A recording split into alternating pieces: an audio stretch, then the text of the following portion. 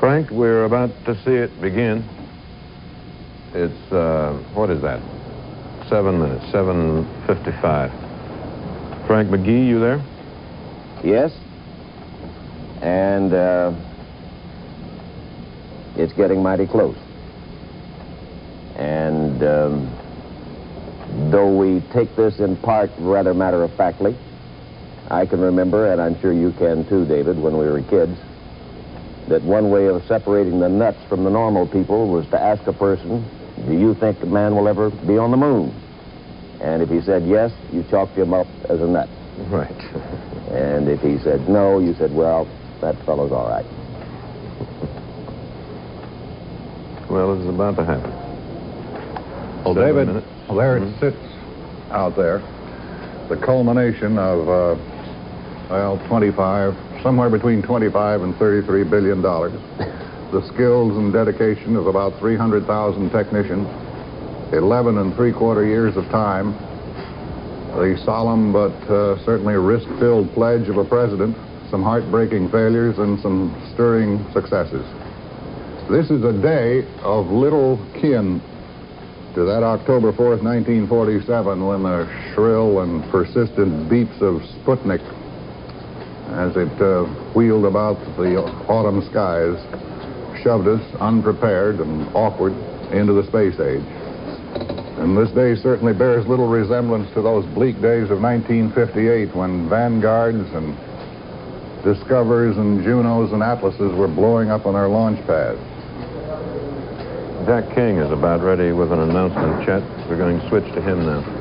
Apollo set on launch control. We passed the 6-minute mark in our countdown for Apollo 11. Now 5 minutes, 52 seconds and counting. We're on time at the present time for our plane liftoff of 32 minutes past the hour. Spacecraft test conductor Skip Chauvin now has completed the status check of his personnel in the control room. All report they are go for the mission, and this has been reported to the test supervisor, Bill Schick. The test supervisor now going through some status checks. Launch operations manager Paul Donnelly reports go for launch. Launch director Rocco Petrone now gives a go for 5 minutes, 20 seconds and counting. Coming up shortly, that swing arm up at the spacecraft level will come back to its fully retracted position. This should occur at the 5-minute mark in the count. In the meantime, the lunar module telemetry has been powered down. We took a good look at Eagle, and it looks good. The spacecraft test conductor for the lunar module reported that Eagle was go. The swing arm now coming back to its fully retracted position as our countdown continues. T-minus 4 minutes, 50 seconds and counting. Skip Chauvin informing the astronauts that the swing arm now coming back. The astronauts will have a few more reports coming up in the countdown. The last business report will be from Neil Armstrong at the 45-second mark in the count, when he gives a status on the final alignment of the stabilization and control system. We're now passing the 4-minute, 30-second mark in the countdown. Still go at this time.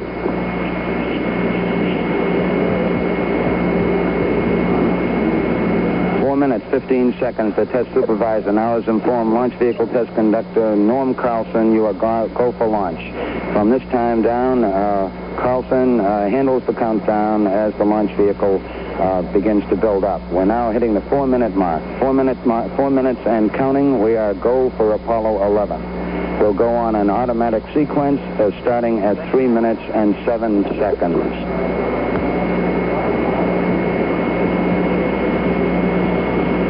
3 minutes, 45 seconds and counting. And the final abort checks between several key members of the crew here in the control center and the astronauts.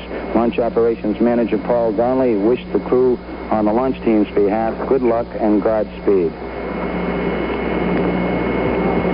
3 minutes, 25 seconds and counting. We're still go at this time. We'll be coming up in the automatic sequence about 10 or 15 seconds from this time. All still go at this time. Neil Armstrong reported back when he received the good wishes. Thank you very much. We know it will be a good flight. Firing command coming in now. We are on the automatic sequence. We're approaching the 3-minute mark in the count. T-minus 3 minutes and counting. T-minus 3. We are go with all elements of the mission at this time. We're on an automatic sequence as the master computer supervises hundreds of events occurring over these last few minutes. T-minus 2 minutes, 45 seconds and counting. The members of the launch team here in the control center monitoring a number of what we call red line values. These are tolerances we don't want to go above and below in temperatures and pressures. They're standing by to call out any deviations from our plans. 2 minutes, 30 seconds and counting. We're still go on Apollo 11 at this time.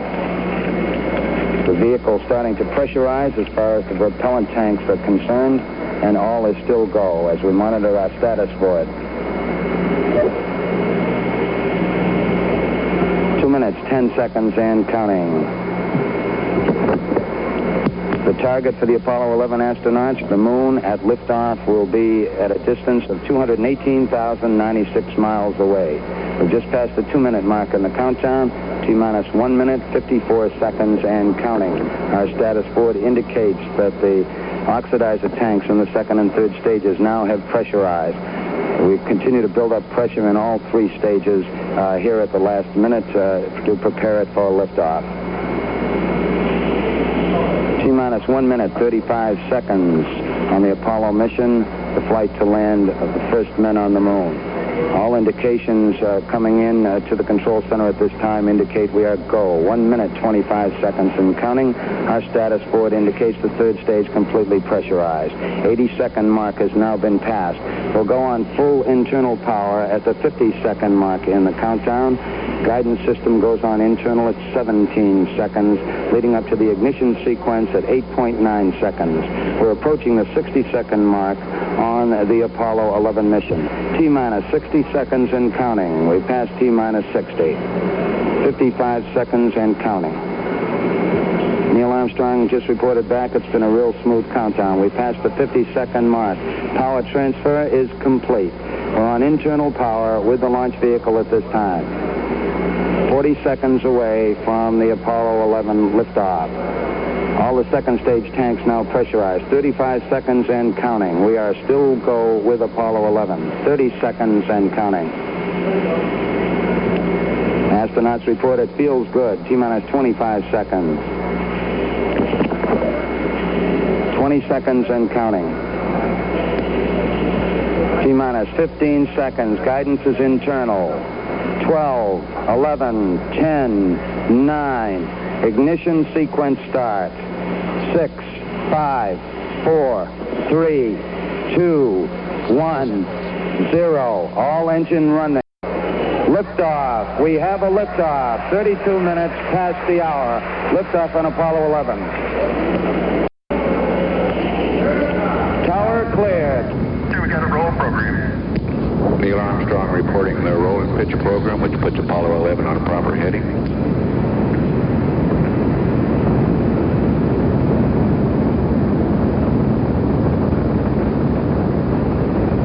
Plus 30 seconds. Roll complete and a pitch program.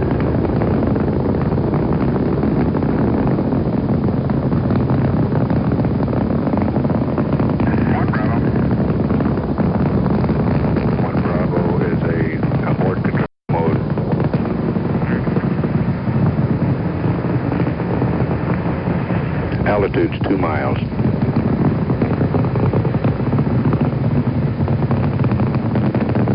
Oh, 11 Houston, you're good at 1 minute. Downrange 1 mile. Altitude 4 miles now. Velocity 2,195 feet per second.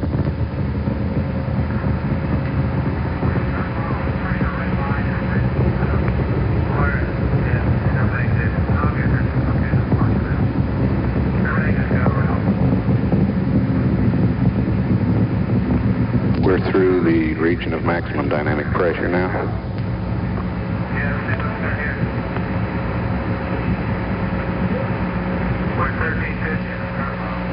Set 8 miles downrange, 12 miles high. Velocity 4,000 feet per second. Stand by for mode 1, Charlie. Mark, mode 1, Charlie. 1 Charlie. Cliff Charlesworth taking a staging status. This is Houston, you are go for staging.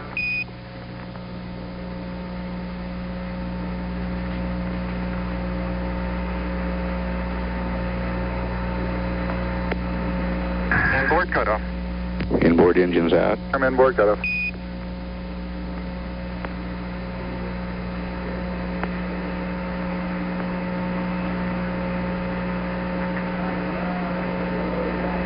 Downrange 35 miles, 30 miles high. Standing by for the outboard engine cut down now.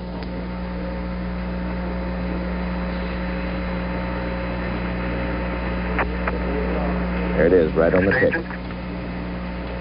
And ignition.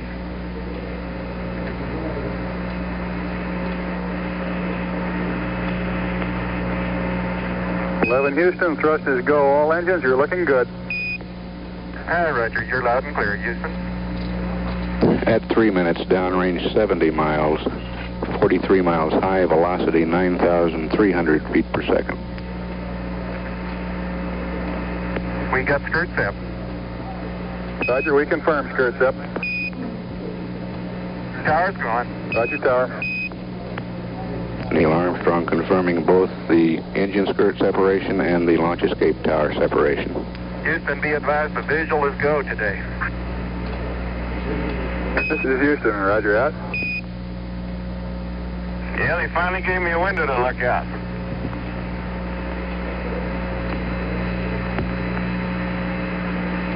Houston, your guidance has converged. You're looking good.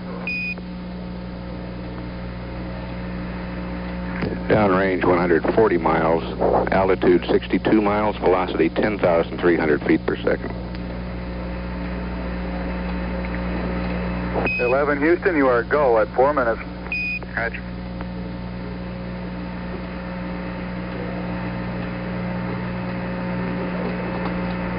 Apollo 11 right on the ground track.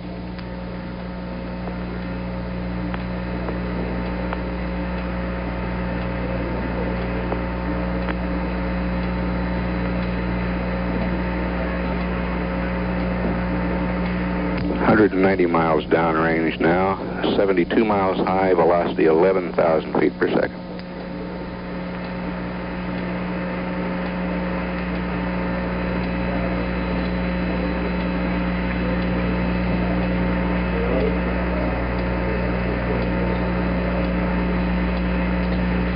Tracking it for quite a long period of time here with the Air Force cameras. About 80 miles in altitude now and more than 200 miles downrange, and still got a... Booster says it's looking good at 5 minutes. 11 Houston, you are go at 5 minutes. Roger, your Apollo 11's go.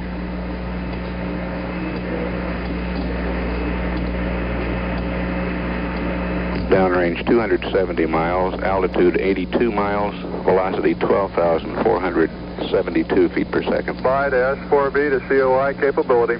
Okay. Mark, S4B to COI capability. Roger.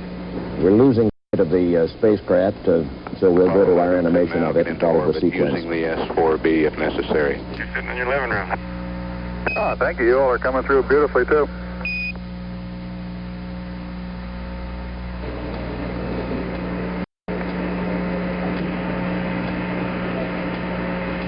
It is the second stage of the Saturn that is still firing and will continue to fire for about another 4 minutes now. Everyone's reporting go here in the control center.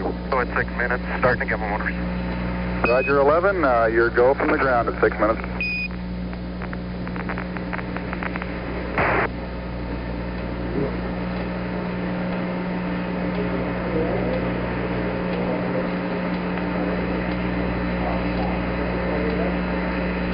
Apollo 11, this is Houston, level sense arm at 8+17, outboard cutoff at 9+11.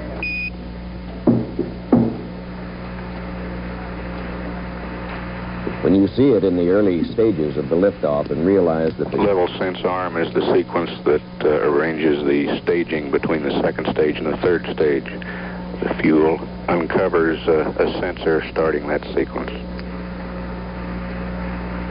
and realize that the rocket is 363 Predicting feet that high. will be uncovered at 8 minutes 17 seconds with outboard engine cut off, 9 minutes 11 seconds on the second stage.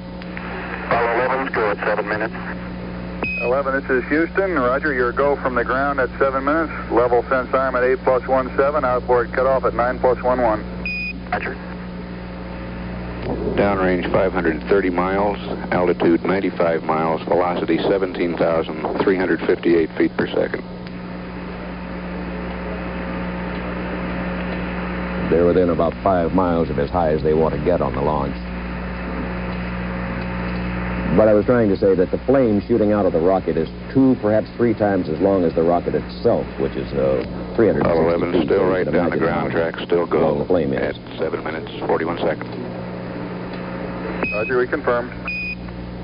Inboard engines are out on the second stage as planned.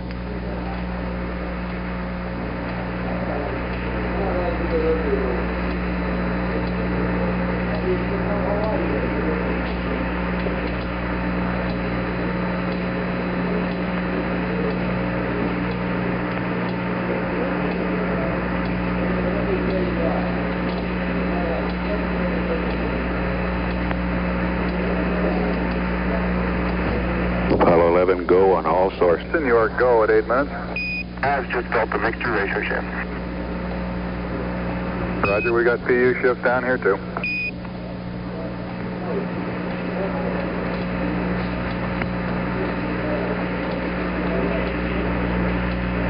Nice day for it. These thunderstorms downrange is about all.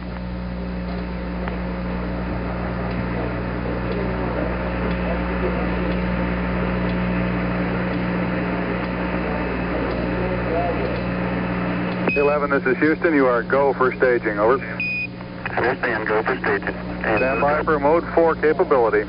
To mode 4. Mark, mode 4 capability. Mode 4 and Apollo 11 could get into orbit using the service propulsion system now. Altitude is 100 miles, downrange 883 miles. Outboard engine cut off. And ignition. Again, right on time. Ignition confirmed. Thrusters go, 11. And now the And we third have a stage good is third propelling stage them. now. It stays with them for some time yet.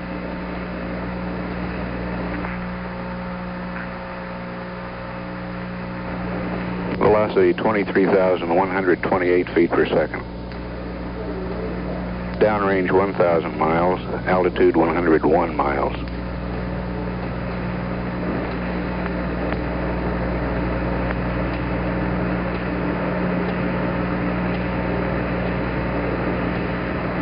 Apollo 11, this is Houston. At 10 minutes, you are go. Roger, 11's go. Capcom Bruce McCandless giving the reports here from the control center.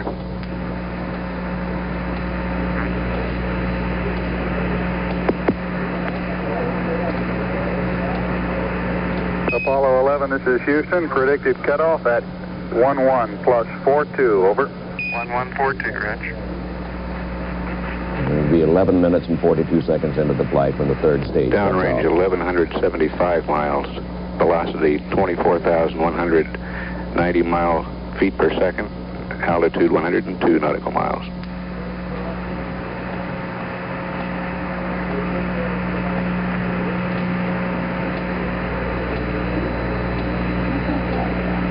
Apollo 11 still go on all sources.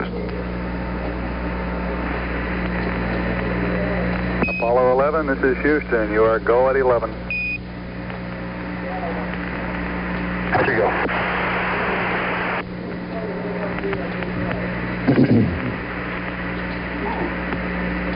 We're predicting third stage shutdown at 11 minutes 42 seconds.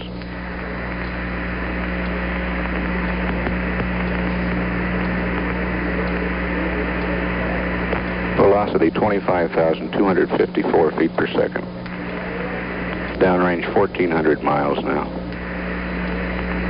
Altitude 102.8 nautical miles. Shut down. Shutdown right on time. 1.4 by 103.6. Roger, shut down, and we copy 101.4 by 103.6.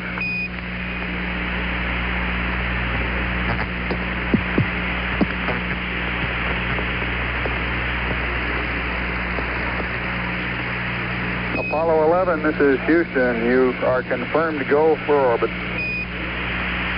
Roger. Well, they, in fact, are in orbit.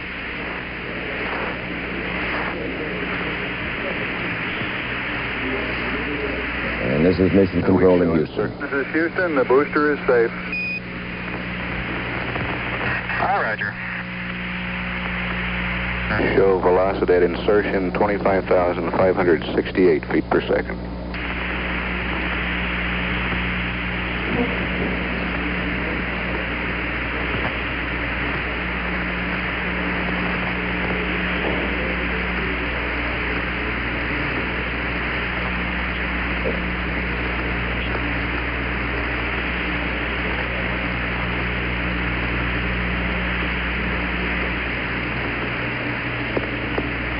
You can see on our map at the NBC News Space Center about where they are located, the flashing lights out over the Atlantic Ocean. They are in orbit, almost exactly what they had in mind. They wanted a circular orbit of about 101 nautical miles. The orbit is 101.4 by 103.6. And they got the speed they wanted, 25,568 feet per second. About 17,500 miles an hour. All of it routine so far, routine appearing, yet we all realize that this is the beginning of the most audacious undertaking that man has ever attempted. We'll be back in just a moment. Flight is smooth, so far uneventful, perfectly on time, perfectly efficient. If you watched, or since you watched the liftoff with us, there's really nothing to say about it. What can you say about a sight like that? It's a sight that there's a huge crowd out here of reporters, visitors, VIPs, and others milling around and talking and gossiping and handshaking and telling jokes and making a lot of noise in a busy, vivid scene. And NASA has set up loudspeakers outside this area here, and so when the last minute or so of the countdown begins, they hear it over loudspeakers, 10, 9, 8, exactly as we all heard it. And it was notable that when it got down to about a minute, everybody who had been lollygagging, gossiping, talking, fell still and silent, knowing he was about to see something truly fantastic, but not really knowing what it was. We all know what we saw, but in another way, we don't know what we saw. You not only see it, hear it, feel it, inside and outside. And a minute or so after that unbelievable event, as you have heard over your television, the astronauts are talking to the ground and reporting on the facts and figures of the flight, and somebody here a minute ago was saying they are as matter of fact and unexcited and calm as if they were taxicab drivers reporting in and saying we're on Maple Street headed for downtown. They're no more excited than that. But obviously they couldn't do their work any other way. Frank McGee, you there? I know you're there. I don't know why I asked. Frank? Yes, David. And thinking, that we were about 17 minutes and 45 seconds into the flight, which is longer already than the entire time that Alan Shepard spent in the first flight that this country made, which was not all that many years ago. We would like now to go back and let you see once again the liftoff that David was saying, and I think quite properly so, cannot be described, need not be described if you can see it. So we can, so we're going to. This is a replay of the liftoff. 4, 3, 2, 1, 0. All engine running. Liftoff. We had a liftoff. 32 minutes past the hour. Liftoff on Apollo 11. Tower clear.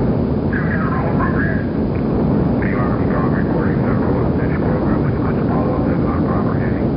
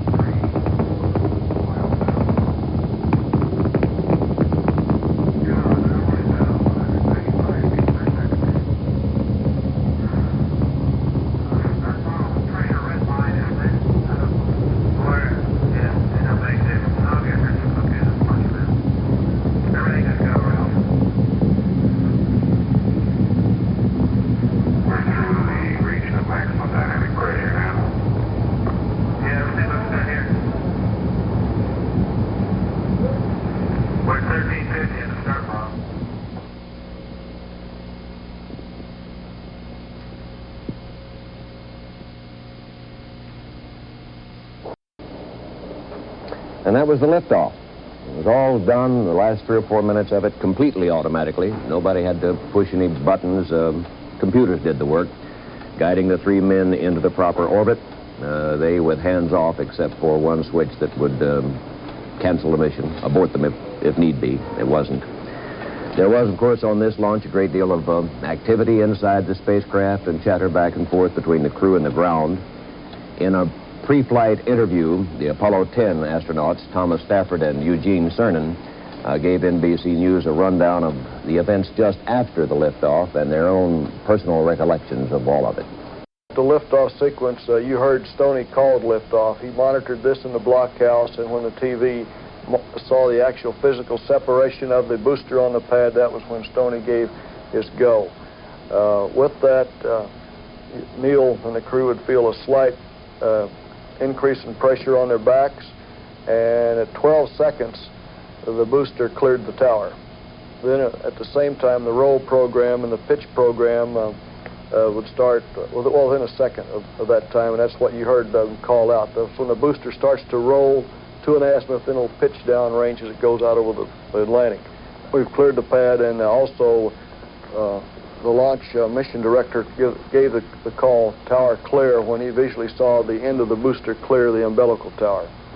And at that time, from on the ground, you noticed that the booster started to pitch over, and then you heard the Mission Control Center in Houston report a mode 1B. That occurred at 42 seconds. That means it's a different type of abort mode, and that you'll have. Then later on, you'll hear the call max Q, and max Q, the dynamic pressure around the spacecraft is increased to a certain point, and then it'll decrease beyond that. And up to then, it starts to scream and howl inside. However, it wasn't as loud as the Gemini, because we had a boost protective cover over. We had a fairing out in front, where Gemini was just a blunt nose going through it, and also the Gemini spacecraft cabin was smaller, and the spacecraft was not really as beefy as the Apollo. About 50 seconds, or about 14,000 feet, our cabin now, which is pressurized to roughly sea level, 14.7 pounds, just a little bit greater than that, 14.7 pounds, primarily oxygen, now starts venting, and it finds a 5 psi pounds per square inch differential between the cabin and the outside air. And when this occurs, there's no question that the cabin vent valve is opening, because it comes out with a big whoosh. So I know that although we explained to Neil and Mike and Buzz from previous flights that there would be a big, horrendous noise when this happened, I'm sure that they were a little bit startled when they heard it on this past launch. The next event after that was when Neil reported inboard engine shutdown. This occurred at 2 + 15, and the G level was up to nearly 3.5, and it dropped down to 3 as you lost the thrust from that one engine. And then it continued to build up again into the staging event. Staging occurred approximately 2 minutes and 40 seconds, and again, what happens there, you have over you did have 7.5 million pounds of thrust to the first inboard shutdown. That reduced you to 6 million pounds of thrust, but your weight's decreased, so your total G level is up to nearly 4 Gs, and suddenly, within a quarter of a second, it goes to 0. The most descriptive briefing or debriefing term we could give to Neil and Buzz and Mike to know what to expect from what you just saw right out here was that we call it the Great Train Wreck. And although as we saw a fireball from down here, when these two stages separated, the crew up there actually doesn't see much of a fireball at all. In Gemini, actually, when we staged, we had a fireball wrap around the spacecraft and we flew through it. In Apollo, because the vehicle is so long and we're so far ahead of the first stage, you feel it, as Tom just described, and as we call the Great Train Wreck, but you don't see that big fireball that you amazingly think you might after watching staging from the ground. The next item that occurs, and you'll see this on the panel, it occurred when the light goes out, the S2 SEP light. That's when the big round ring that contains around the engines of the S2 gets jettisoned.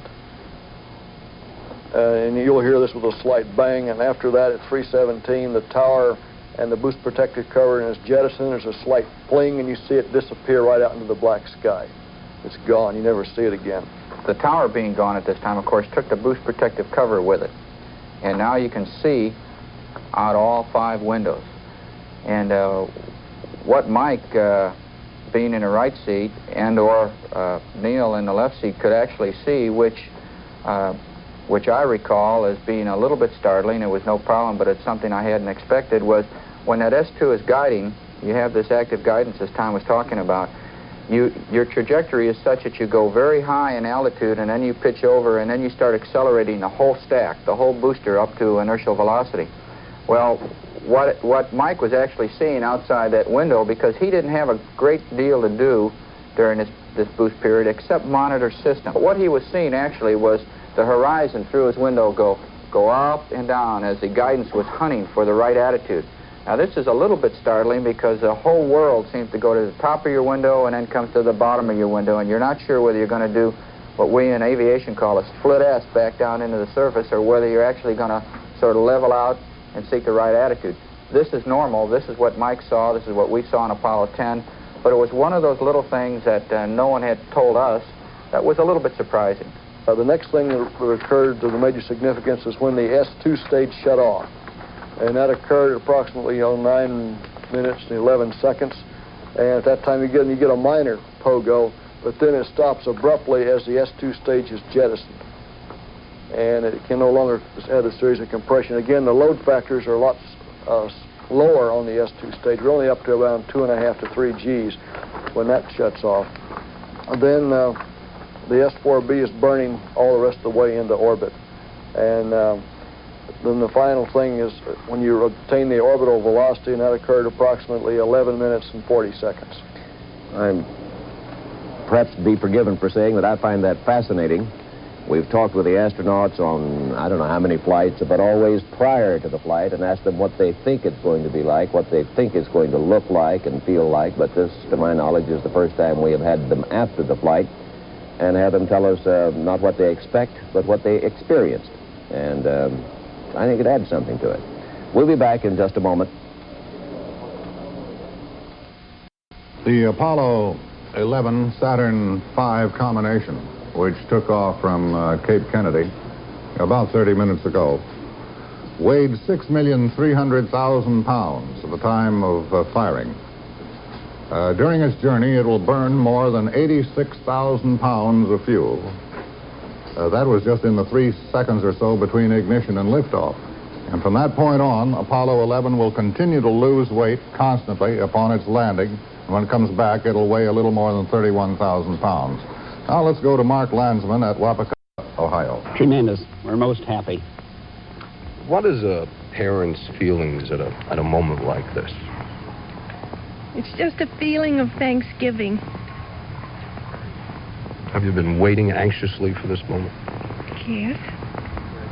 Yes, we're very happy that the first stage is completed in such a fine takeoff. As you sat and watched the liftoff, did you think about the risks involved? Not so much. I was prepared for that ahead of time. How do you go about preparing yourself? My inner faith helps me. When did you last talk to your son? Yesterday, about noon, we had a nice long talk with him on various subjects, mostly pertaining to the family. The rest of the family is, of course, at the Cape, and our near relatives and even distant relatives are down there to view the launch today. Those were the parents of Neil Armstrong being interviewed by Mark Landsman in Wapakoneta, Ohio. As we see each one of these launches occur, it may also occur to many of us that as thrilling as these triumphs and successes are, they sometimes have a tendency to produce a backlash of discouragement over our inability to predict or control our weather, to manage our cities and regulate our traffic, to eliminate poverty and crime and educate all our population, house and feed all of our people. At the same time that there is euphoria and triumph, there may also be a backlash of some disappointment, because it may occur to us frequently that if we can correlate 22,000 flight steps and 9 million pieces of hardware and make them function as perfectly as all of this, why are we failing with some of our other problems? Therefore, Apollo 11 increasingly perhaps has become the symbol of a dawning suspicion that political, social, and spiritual excellence may not automatically follow technical achievement, that the two are separate. Many realize that our junkyards, the industrial slums and slag piles, the oceans of beer cans, and the urban sprawl are fruits in one way of technological advance. But then on second thought, it may occur to us also that technology can ultimately be applied to yet clean up the mess, which are the disappointing byproducts of this same technology. So Apollo 11 causes us to think. Most of the 200 million of us are thinking, who are we? Where are we? Is the universe our complete oyster? What about our priorities? Did the Russians, by any chance, in 1957 with Sputnik, lead us into a series of bad judgments? Is it good that we kind of cloak Apollo 11 with theological and metaphysical wrappings and second thoughts? For it might yet dawn upon us that a restrained, self-disciplined, and precise life journey here on Earth could produce some comparable results. Well, Frank, I was about to pose a question to you, but we knew that this was going to occur with Apollo 11. Any free people, I should think, with the freedom to ask difficult questions and a habit of exercising that privilege, would ask, after an investment of $25 billion or so, what is going to be the fruit of all of this? What's it going to yield? What's going to be the return? Indeed, Apollo 11 does come at a time when it's increasingly difficult to sell the concept that we go to the moon just because it's there, or that we think we can do it, or that we go just for the sheer excitement and exhilaration of it. A solution of problems and a list of social political triumphs, it occurs to us, would also yield a great sense of national exhilaration at this point. So as Apollo 11 takes off and the moon journey begins, and as it concludes, I suppose most of us Americans are going to be wondering about our list of priorities. And it was interesting to note that the Reverend Ralph Abernathy of the Southern Christian Leadership Conference led a group of 15 persons, most of them children, to Cape Kennedy, to say that the United States should match its efforts in space with a program to feed the hungry on Earth. Abernathy said that America has reached out to the stars, but has not reached out to her starving poor. Well, Dr. Thomas Paine, administrator of the space agency, then met with Abernathy yesterday and told him the Apollo would not be sent to the moon if that would solve the problem of hunger in the world. He said the national unity and purpose which makes the moon flight possible also and ultimately can be brought to bear on poverty. Frank?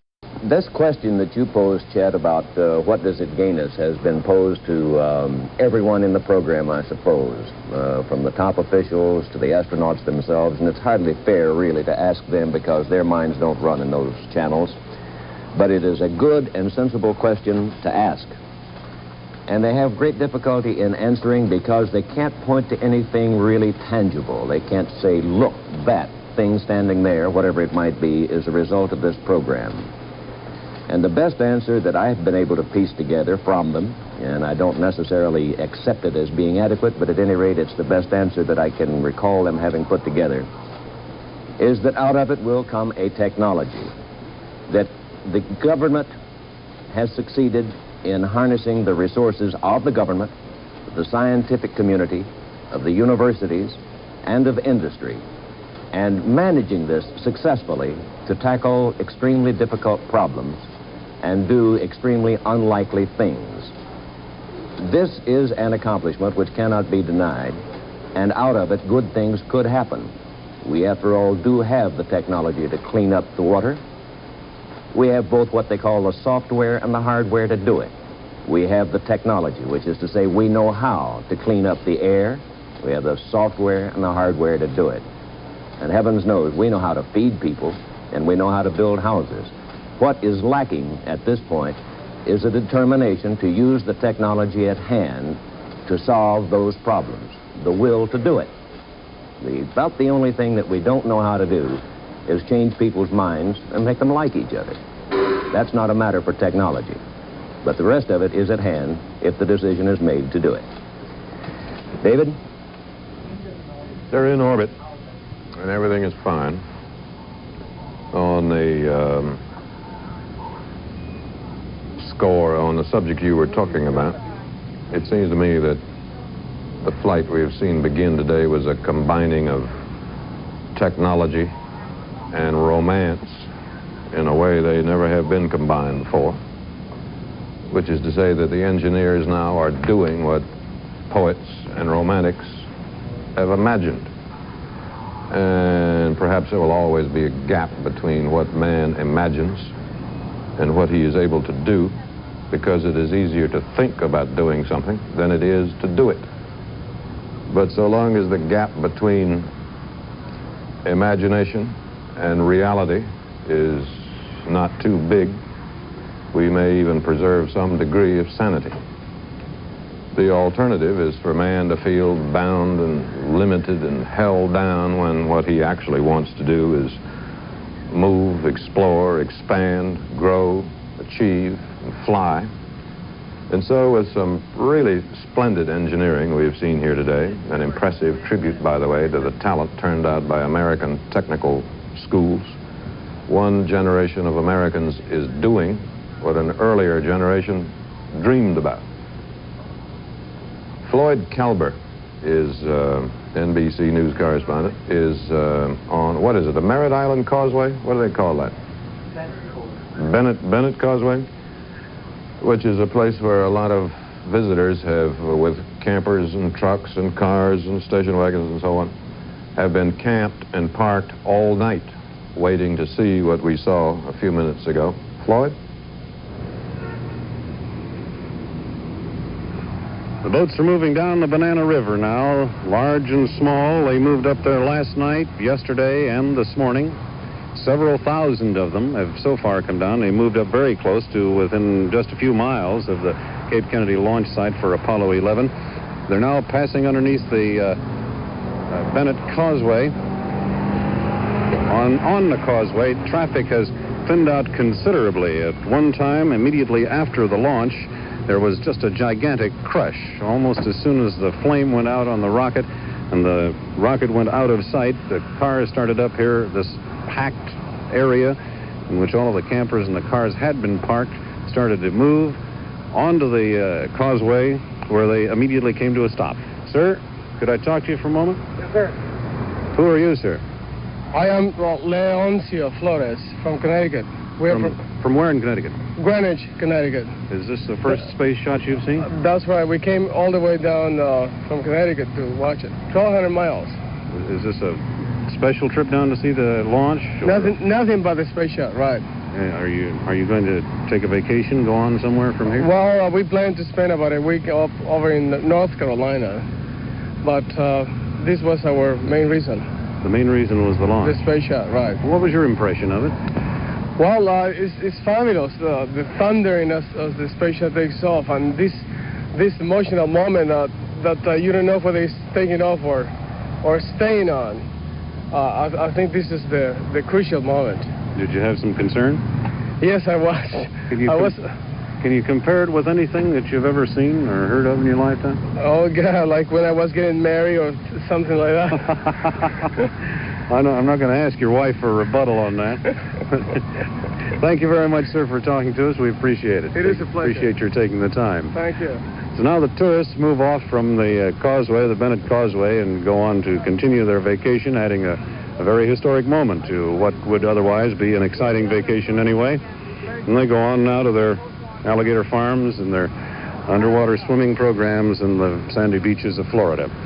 Floyd Kalber, NBC News, reporting from the Bennett Causeway. So he said it felt like the day he got married.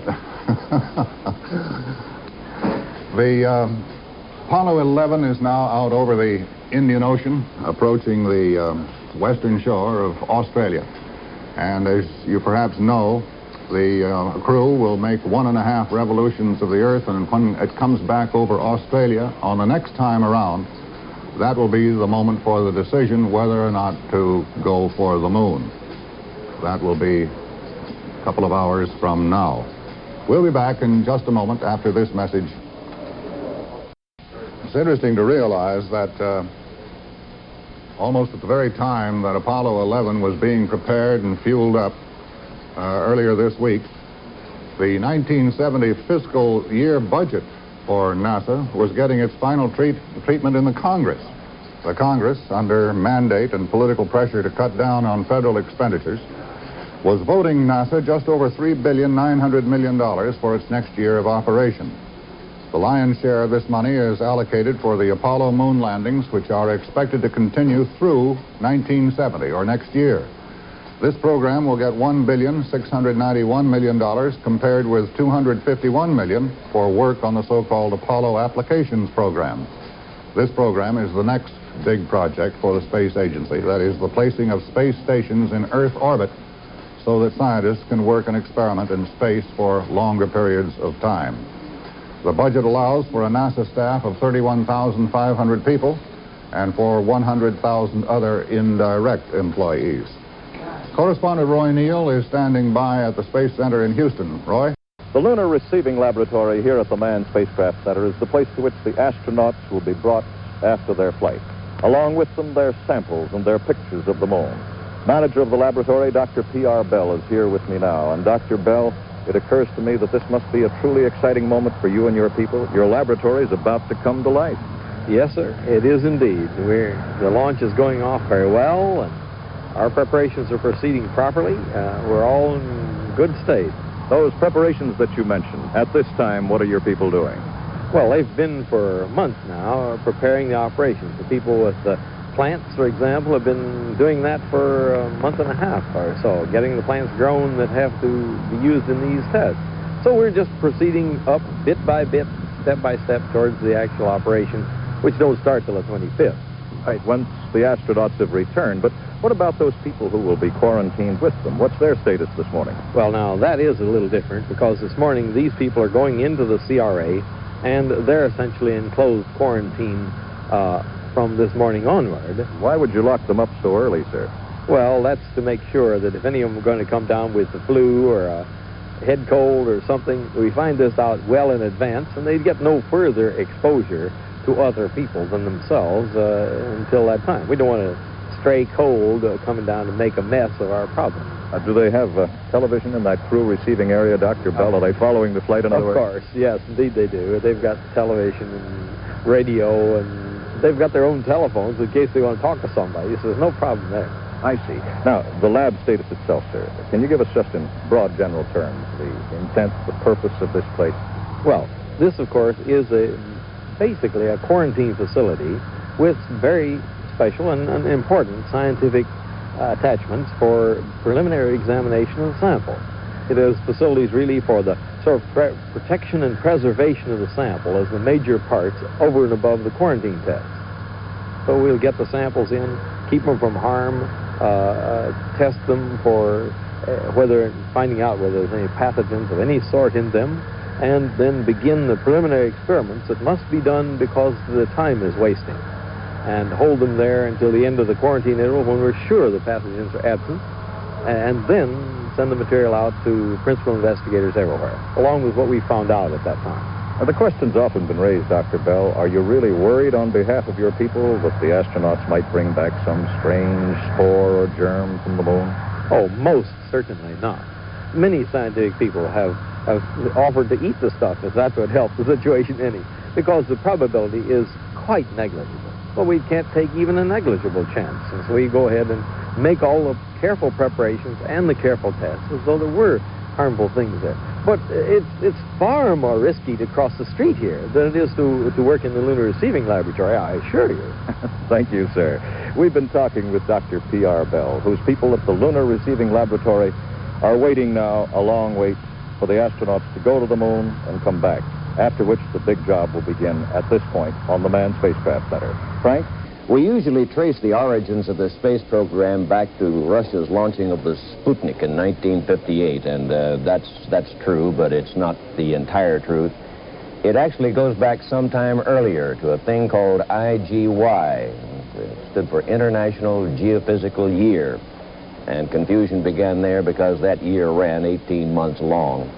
But as just one of the many things that the United States planned to do during that time, and I remember Dr. Joseph Kaplan was chairman of the American Committee for this IGY, and I remember talking to him about it. But just one of the things that we planned to do was to put a satellite into Earth orbit. It had no particular function, really, except to demonstrate that it could be done and to send some signals back. It was a very tiny little instrument package and wouldn't do much, but we didn't get it up. Russia, which had not announced such a project as part of the Soviet Union's participation in IGY, beat us to the punch with Sputnik. So it really did begin with Sputnik, but in a larger sense, it began earlier with the International Geophysical Year. They're now 50 minutes into the flight and about to go over Australia for the first time. Next time around there, they'll decide whether to take off for the moon. And we'll be back. The crew of Apollo 11 is unique. 2 of the 3 members will become, by all present appearances, the first human beings to set foot on another heavenly body. Additionally, they are unusual. Only 6 men before them have been in the vicinity of the moon. And they also have another minor distinction. They perhaps have been asked more questions than almost anybody in the world, politicians included. For weeks before a flight, they are subjected to an endless stream of questions by people like myself. And it's not an easy chore for them to perform. They're not naturally talkative men, most of them. And the things they do talk about are difficult for the rest of us to understand. But they bear it with great good grace and do as good a job as they can. None of the men involved in this flight is regarded as an extrovert. Collins does have, and frequently shows, a good and keen sense of humor. I was talking with him before the flight in Houston, Texas, and I asked him if he, Collins, could describe the other 2 members of the crew for me. Let's suppose now that you were talking to somebody who had never seen Armstrong or Aldrin, didn't know a thing in the world about them, and you wanted to describe them, not physically, but just the kind of guys they are. How would you go about first, say, Armstrong? How would you describe him to such a person? Well, I would first describe Neil as extremely intelligent. I mean, he has, I think, what is almost a towering intellect. It's not immediately apparent when you talk to Neil, but you probe deeply.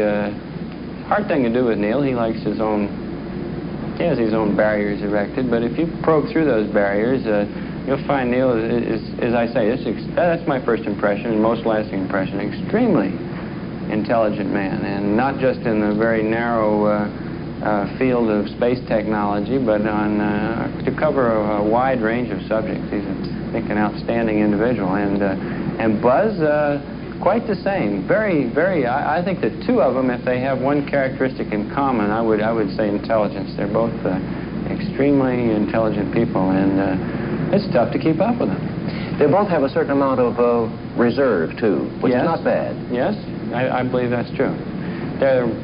They both, unfortunately, tend to be non-communicators, but it's there.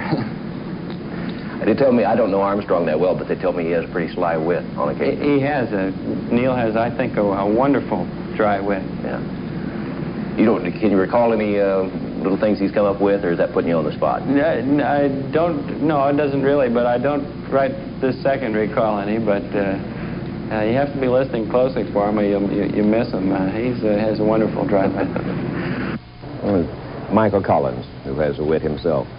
The Mission Control reported the heartbeats of the astronauts on their liftoff this morning and compared them to the rate of heartbeat that they had in their earlier flights. For Armstrong, his heartbeat this morning was 110. Now, that compares to a beat of 146 when he flew in the Gemini program. And Collins had a heartbeat of 99 today compared to 125 on his previous flight. And Aldrin's heartbeat this morning, as he took off from Cape Kennedy, was only 88 compared to 110 when he flew in the Gemini mission. So all three men had a lower heartbeat rate this morning than they had on their previous flights, which seems to suggest that there is some advantage to experience. Russia, by the way, had made no mention of today's flight in broadcast and the publications up until yesterday, or through yesterday, very little mention. And it appeared that they were pretty well going to ignore today's flight. But they did broadcast the liftoff at about the time, gave the names of the crew, and this seemed to indicate to some Soviet watchers that they might offer fairly comprehensive coverage of this flight. They did not, however, interrupt their television programming to carry any live pictures of the liftoff from Cape Kennedy. Nor has Moscow had any more to say about the Soviet Union's Lunar 15, which is now on its way to the moon, and with success should land there before the Apollo 11 crew does. The vacuum left by lack of information from Russia about the purpose of Lunar 15 is being filled by speculation, of course, inevitably. And the main current of speculation is that this is an attempt to send a device up and have it make a landing on the moon, scoop up a sample of the lunar soil, and return it to Earth, all without benefit of humans being there. But as we say, that is only speculation. Russia hasn't said what its purpose is and is not likely to until after it's accomplished. It is an advancement of sorts, I suppose you could say, for the Soviet Union to even announce that they have anything underway until it's accomplished, because in the early days of their programs, they never said anything until the whole thing was over. They could not, of course, keep it secret from the world because the skies are being watched by radar all the time, and the rest of the world knew when they launched or attempted a launching. But it was only after the fact and after a success that Russia would even acknowledge that the undertaking had been attempted. Peter, Hackus, what have you there? Frank, we understand that within the next 20 minutes or so, we are going to get our first transmission from Apollo 11. Now, this will be by use of the camera that we've seen before. This is the color camera, which is inside the command module. This 13-pound camera. Incidentally, it's this camera that the astronauts on Apollo 10, as you recall, sent back those wonderful pictures. And for that reason, they were awarded the honorable Emmys. And so as experts in the field, why, you can expect some other good pictures. This will be the first time. One of the other features that goes with this camera is this very tiny monitor. The screen is approximately the size of, perhaps a credit card, something like that. A cigarette package is smaller than a cigarette package. And what this does is to tell the men in the spacecraft what they're looking at. Now, in the past, there has been some problem of focusing the camera. And what's being done now is that through the use of this tiny camera, the astronauts, that is to say this tiny mini monitor they're calling it, they can tell more or less where they're focusing the camera. They can't tell exactly, but they can certainly tell the general direction. So by the use of both the camera and this tiny monitor, which they'll be looking at in this fashion, you notice the Velcro on the bottom of the monitor, and this goes either on top or on the side of the camera. They can tell pretty much the pictures they're taking. Now, the lenses, everything is simplicity. As I said, it's very lightweight, 13 pounds, and very simple to operate. They are variable focus lenses. There are about 3 different stops that they have. There's a zoom lens attachment, and from what we saw last time, we should this time get equally good pictures.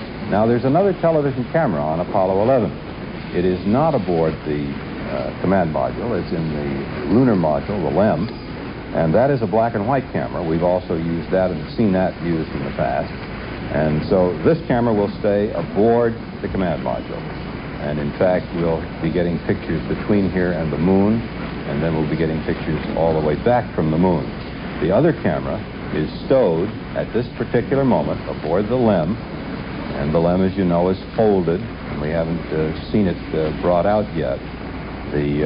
That camera will be unveiled, so to speak, after the LEM strikes the lunar surface, lands on the moon. And from that moment on, we'll be witness, hopefully, to all of the activities that Armstrong and Aldrin do. In fact, we'll be seeing the first man stepping onto the moon as he actually does it.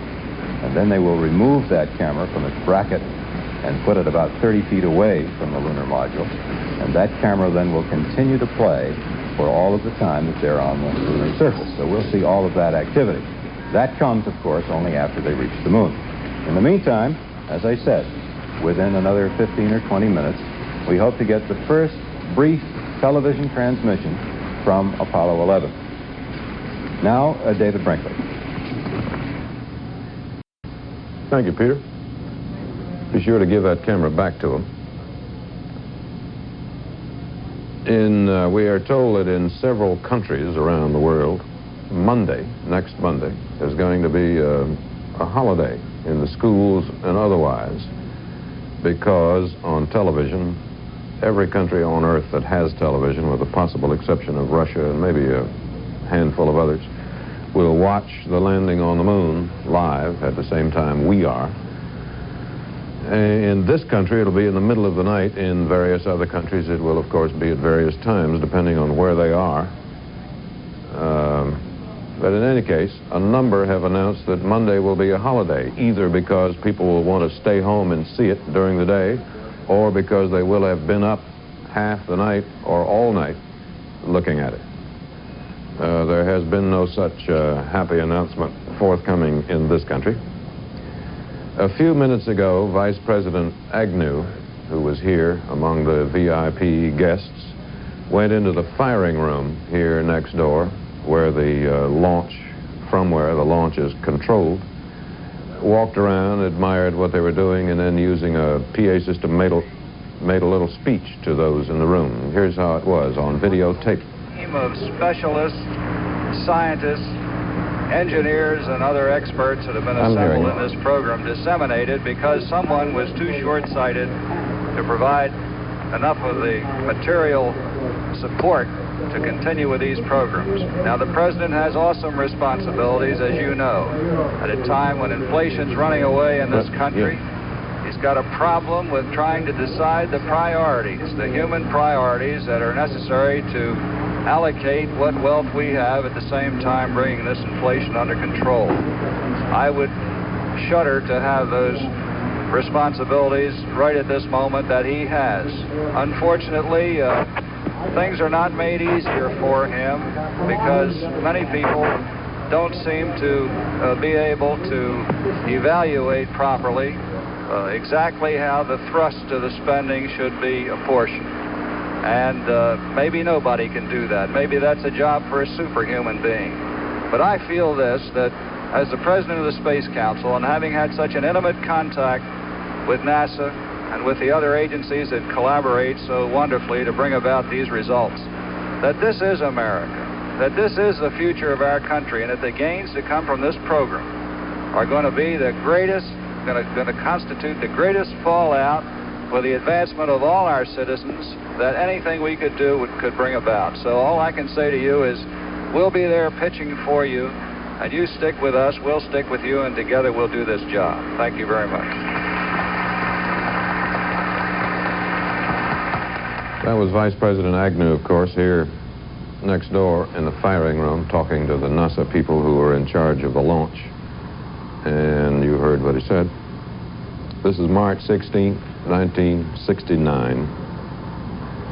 And the other night I was talking with some NASA people who pointed out that 40 years after Lindbergh flew the Atlantic alone for the first time, 20,000 people every day fly the Atlantic, from babies to grandmothers. And what will grow out of this in 40 years, obviously we don't know. Despite all the drama of earlier space feats, despite all the discussions of scientific and philosophic implications, despite all the anticipation, it still was almost incredible. Centuries of dreaming, a decade of planning, were nearing a climax. And a special breed of 20th century explorer, the men of Apollo 11, were on their way. Spacecraft Commander Neil Armstrong, 39, not a man for small moments. Michael Collins, 38. His approach? Stay casual. Edwin Aldrin Jr., 39, part engineer, part scientist, all pilot. Altitude, velocity, light. 3.5 down, 220 feet. 15 forward. 11 forward, coming down nicely, 200 feet. 4.5 down, 5.5 down. 160 feet, 6.5 down, 5.5 down. 9 forward. Good. 120 feet. 100 feet, 3.5 down, 9 forward. 5%. How many feet? 75 feet. Guys looking good, down a half. 6 forward. 60 seconds. Lights on. 6. Down 2.5.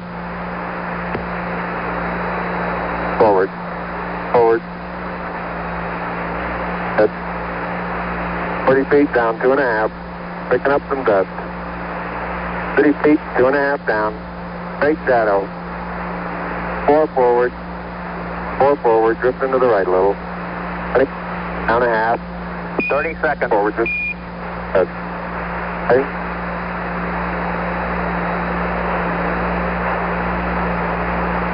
Contact light. Okay, engine stop. Houston, Tranquility Base here. The Eagle has landed. Roger, Tranquility. We copy you on the ground. You got a bunch of guys about to turn blue. We're breathing again. Thanks a lot.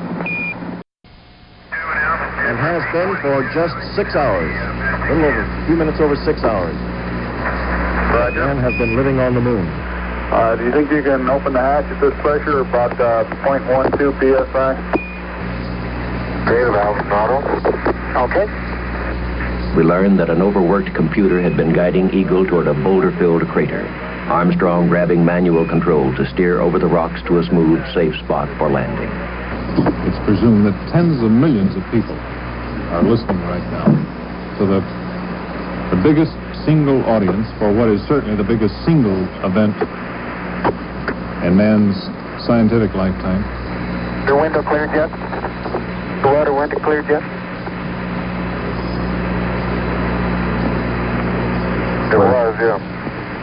Mine hasn't cleared yet. I believe what's happening... Cabin pressures on both vehicles reading 4.9 pounds per square inch.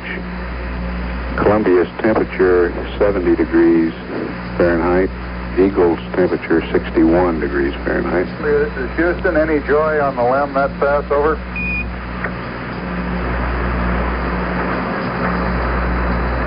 Okay. Stowed. Plus water hose to PGA. Columbia, this is Houston. Over. Columbia, go ahead. Columbia, this is Houston. We'd like you to cycle the fans in cryohydrogen tank number 1, and LOS time this orbit is 11119er31. Correction, make that for the next orbit. You already have the ALS LOS for this orbit. Have the ALS LOS for this.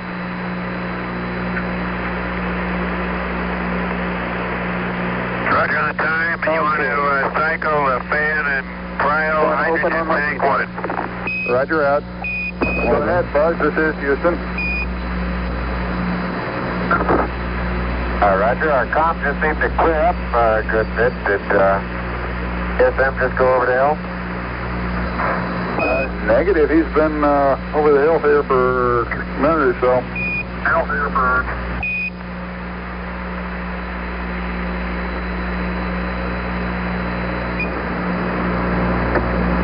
They'll have to pull this hatch open against this pressure. that it will be forcing it back against, and any leakage from their suit systems or anything whatsoever. The hatch is coming open. It's coming open. Yeah, hold it from going closed, and I'll get the valve to okay? And I better get up first. It's a two-man job. Aldrin and Armstrong both working on the Eagle hatch.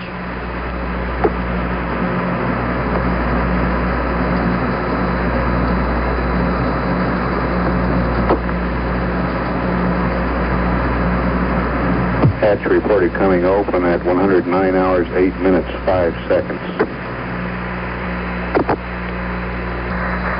Roger, were you successful in spotting the LEM on that pass? Over. Negative. I checked both locations. There's no joint.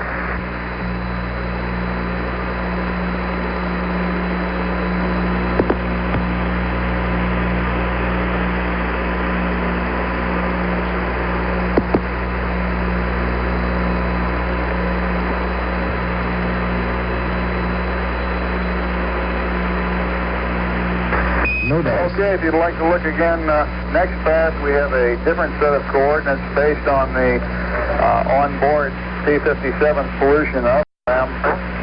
These are Echo decimal 3 and 4.8. I say again, Echo decimal 3, 4.8. Same chart, over.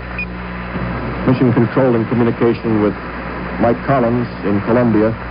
Mission Control has dual responsibilities here. They've got to keep tabs on Mike Collins in Columbia, at the same time watching the activities of Armstrong and Aldrin in Eagle as Armstrong prepares to move out onto the deck and down to the moon soil.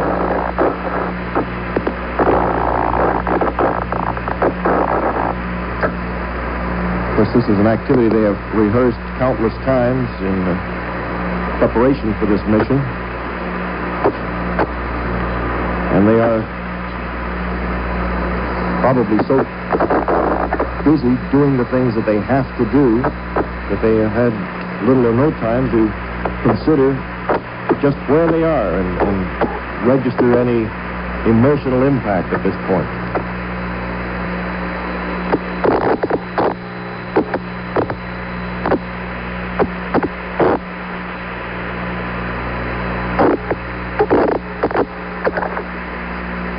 They've been on the PLSSs now for 16 and a half minutes.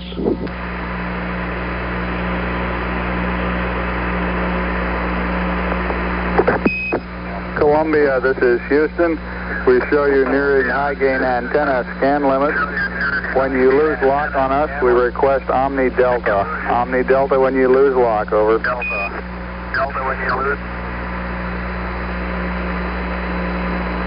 Roger, Omni Delta.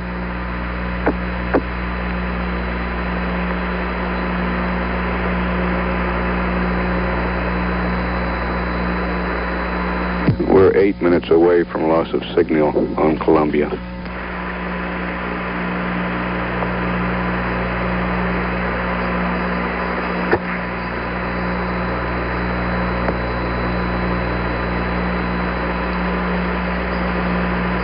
Okay, my wind is cleared. I'm going to go to... I might cooling up a little bit.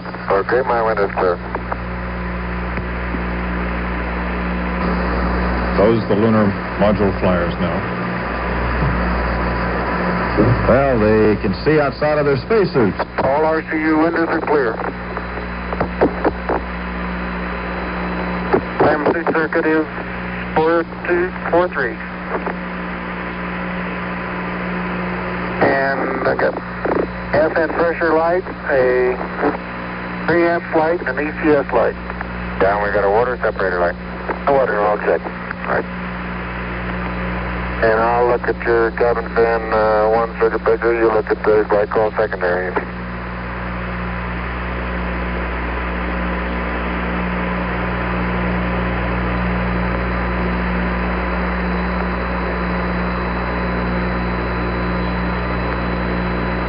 Neil Armstrong suit pressure 4 point. It's cooling now. Me too.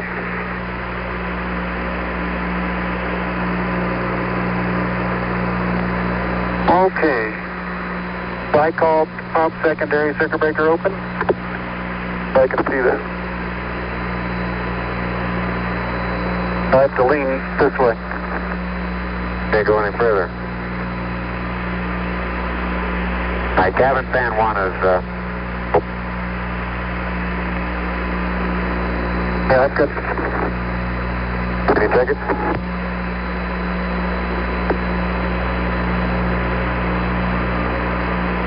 It's open. Verified. Okay. Non-pings radar circuit breakers open.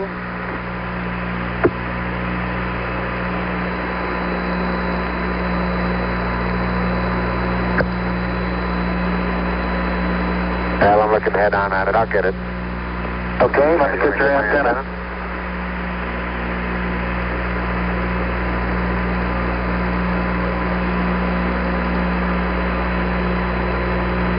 Out. Okay. About ready to go down and get some movement. My antenna's out. Right. And now we're ready to hook up the LEC here.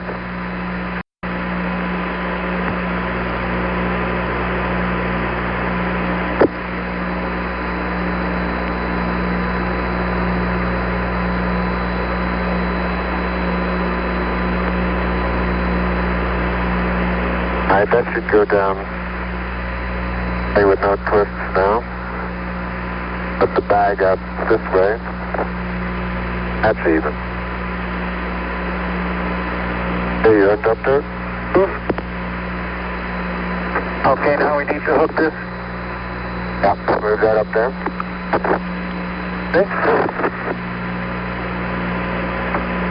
Okay, your visors. Yeah.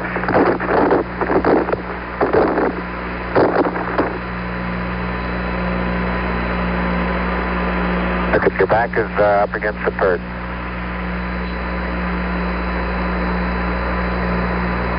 And now it's on top of the disky. Forward and up. Now you're clear.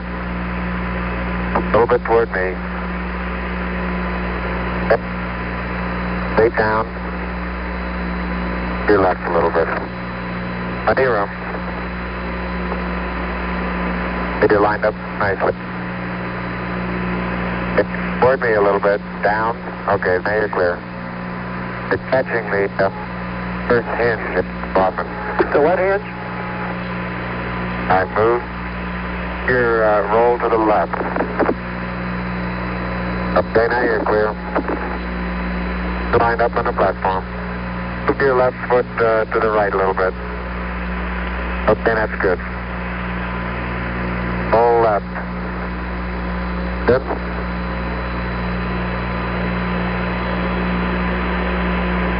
Okay, I'm going to check compass here.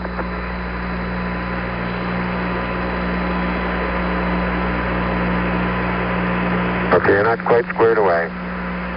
Hold to the right a little. Hair even. Yeah, that's okay. That's good. Got plenty of room to your left. It's a little close on the right. How am I doing? You're doing fine.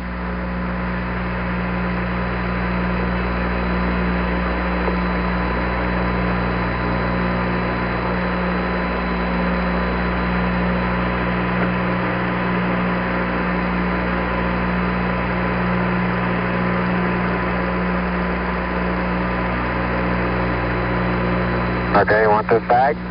Yep.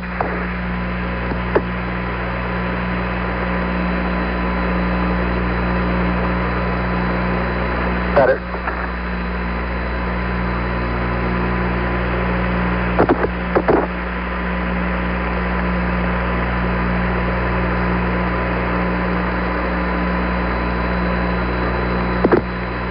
Okay, Houston, I'm on the porch.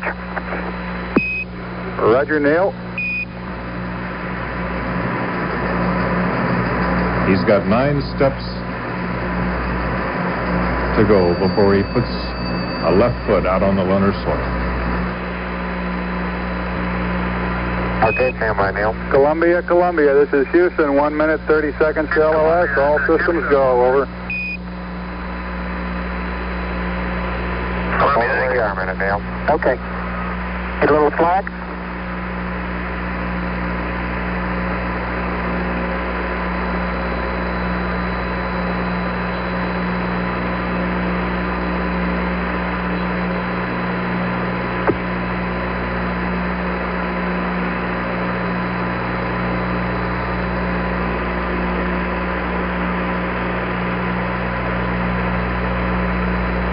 Neil Armstrong on the porch at 109 hours, 19 minutes, 16 seconds.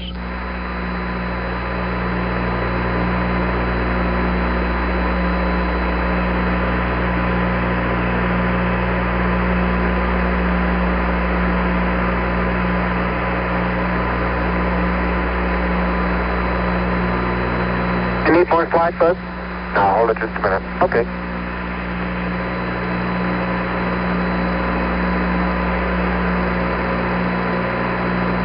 .25 minutes of PLSS time expended now. Okay, everything's nice and straight in here.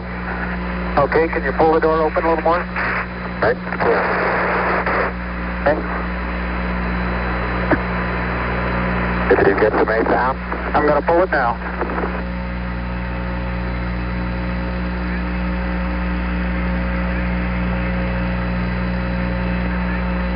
Houston, the Mesa came down, all right. Houston, roger, we copy, and we're standing by for your TV.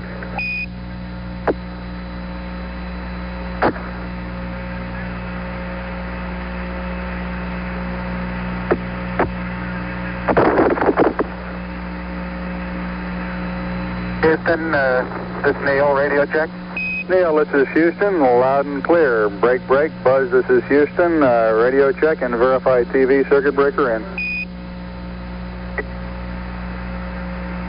Roger, TV circuit breaker's in. Base 5 clear.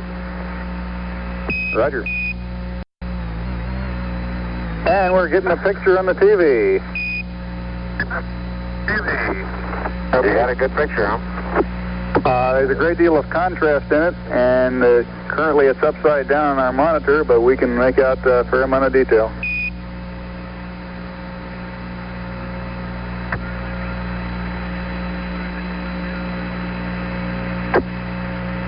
Okay, would you verify the position, the opening I ought to have on the camera? Stand by.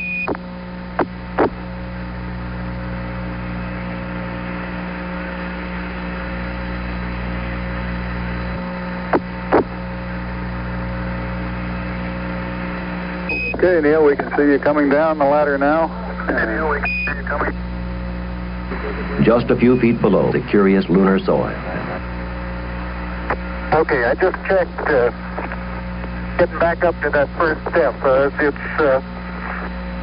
That isn't collapsed too far, but it's adequate to get back up. Roger, we copy. It's a pretty good little jump.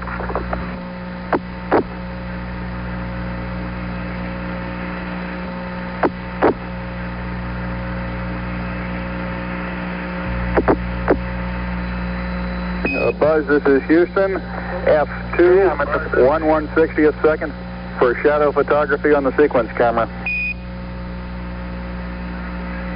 Okay. I'm at the foot of the ladder. The LEM footbeds are only depressed in the surface about 1 or 2 inches, although the surface appears to be very, very fine-grained as you get close to it. It's almost like a powder. Ground mass is very fine.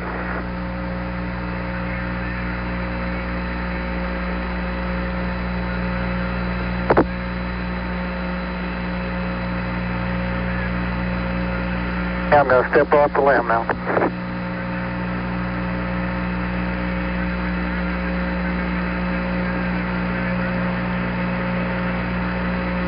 That's one small step for man, one giant leap for mankind. As the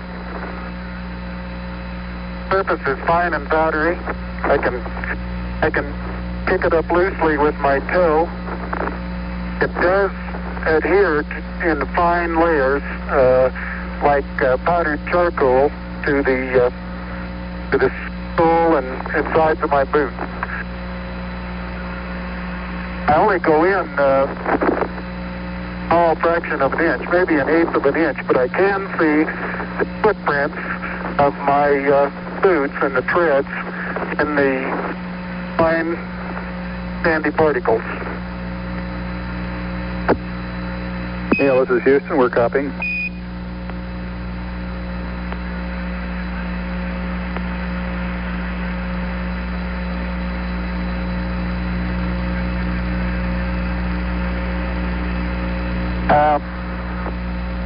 There seems to be no difficulty in moving around as we suspected.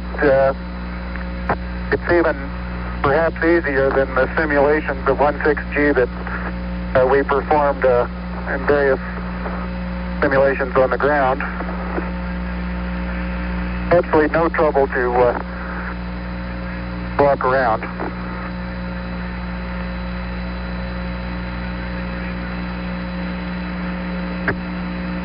The descent engine did not leave a crater of any size. It has about 1 foot clearance on the ground. We're essentially on a very level place here. I can see some evidence of rays emanating from the descent engine, but very insignificant amount.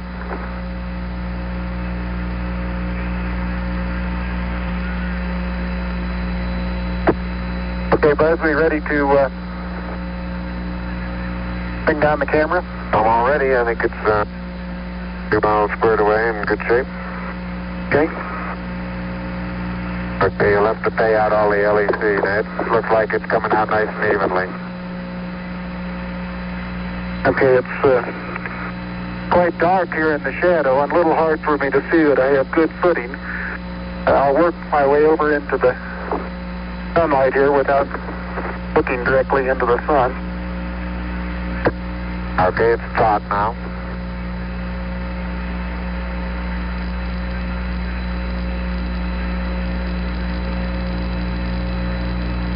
Unofficial time on the first step, 109.2420.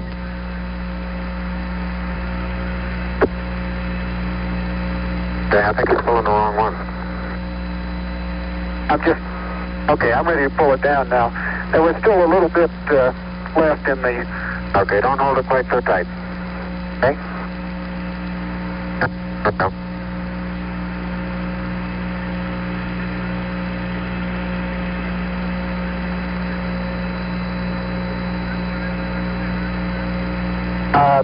Looking up at the LEM, I'm standing directly in the shadow now, looking up at Buzz in the windows. And I can see everything quite clearly. The light is sufficiently bright, backlighted into the front of the LEM, that everything is very clearly visible.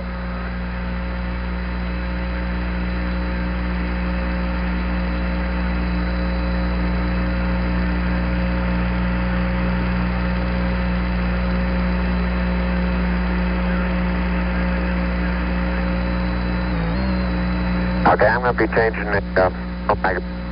Okay. Neil Armstrong moving around on the lunar surface now,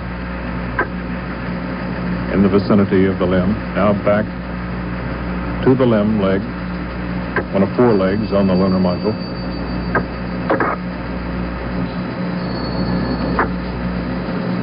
Checking the struts to see how they withstood the landing.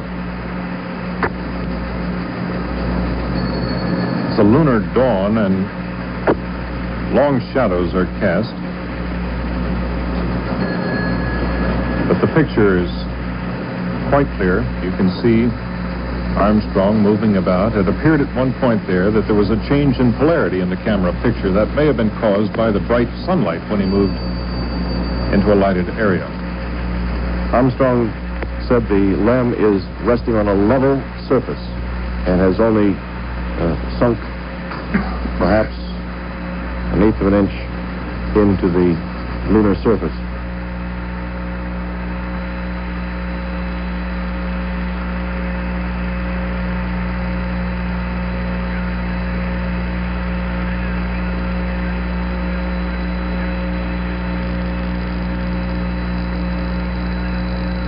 The surgeon says that Camera installed on the ICU bracket. the surgeon says the crew is doing well. Data is good, crew is doing well. And I'm still in the LEC on the secondary stretch.